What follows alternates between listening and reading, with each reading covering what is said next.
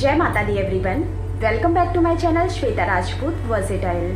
तो भक्तों, आज है नवरात्रि का चौथा दिन और आज मैं आपको माता कूष्मांडा की व्रत कथा सुनाने जा रही हूँ। तो कृपया करके ये कथा ध्यानपूर्वक सुनिएगा। भक्तों, धार्मिक मत है कि माँ कूष्मांडा की पूजा करने से साधकों को मनवांछित फल की प्राप्ति होती है, साथ ही सभी प्रकार के शारीरिक और मानसिक कष्टों से मुक्ति मिलती है। अतः साधक श्रद्धा भाव से माँ कूष्मांडा की पूजा उपासना करते हैं। अगर आप भी माँ कूष्मांडा की कृपा के भागी बनना चाहते हैं तो विधि पूर्वक माँ कूष्मांडा की पूजा करें, साथ ही पूजा के समय व्रत कथा का पाठ अवश्य करें। तो आइए भक्तों, अब हम सुनते हैं माँ कूष्मांडा की व्रत कथा। कथा के अनुसार सनातन शास्त्रों में निहित है कि चिरकाल में त्रिदेव ने सृष्टि की रचना करने की कल्पना की। उस समय समस्त ब्रह्मांड में अंधेरा छाया हुआ था, पूरा ब्रह्मांड स्तब्ध था। इनमें न कोई राग न कोई ध्वनि थी, केवल सन्नाटा पसरा हुआ था। उस समय त्रिदेव ने जगत जननी आदि शक्ति माँ दुर्गा से सहायता ली। भक्तों, नवरात्रि में चौथे दिन देवी को कूष्मांडा के रूप में पूजा जाता है।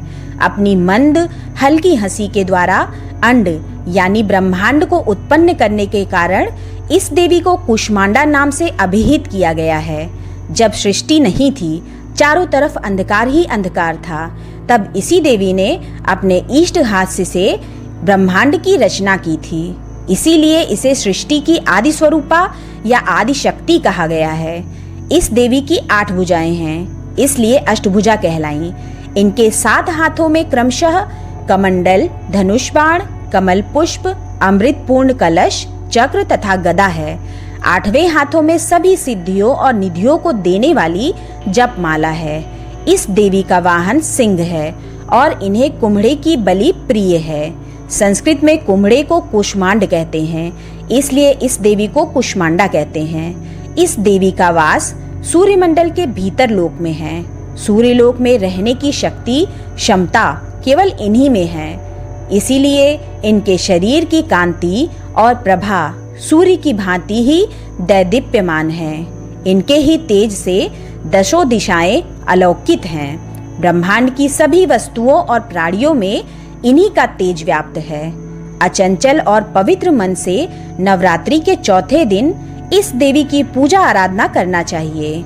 इससे भक्तों के रोगों और शोकों का नाश होता है तथा उसे आयु, यश, बल और आरोग्य प्राप्त होता है।